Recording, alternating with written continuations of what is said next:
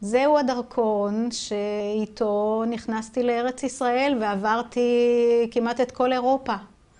מלא חותמות, שדודתי גיטל פוקס נסעה לפולין בדרכים לא דרכים, רכבות, אוניות, סירות, ברגל, ונדדה ברחבי אירופה כ3 חודשים עד שהיא מצאה אותי, וזה למזכרת, דרכון פולני.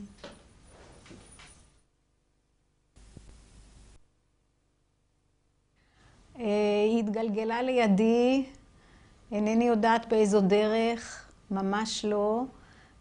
תעודת הבגרות של אמא שלי. נחמד. ציונים. אולי לא הייתה הגאונה של הדור, אבל היא הייתה בסדר. אני גאה בה.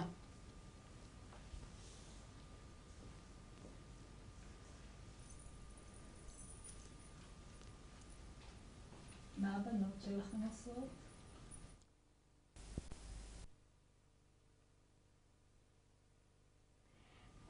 זו תמונה של כל המשפחה המורחבת שלי בהווה. שורה עליונה מימין לשמאל, הילה, הבת הבכורה שלנו, לידה עדי, הבת הצעירה. אלה 2 הבנות שיש. בין המבוגרים בשורה העליונה, אדיר, בעלה של עדי, איציק, בעלה של הילה. יושב על הכורסה הצהובה אישי ובעלי איצ'ה, וכל הנכדים,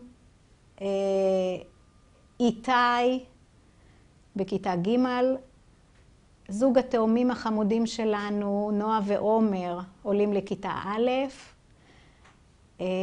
על ברכי בעלי יושבת עמית, בת 10, 10.5, והנכד הבכור ליד השולחן, למטה, כאשר אני יושבת לידו, בר, בחורצ'יק חמוד, בכיתה ט', בן 15. משפחה על אף ועל חמתם של כולם.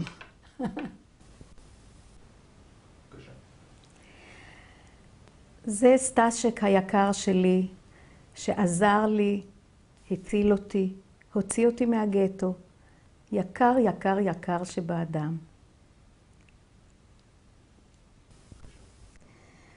ונקודת הציון הכי חשובה בחיי כנראה, זה מגן דוד, השרשרת שהחליפה את הצלב שכל כך הייתי מחוברת אליו ולא רציתי להיפרד ממנו.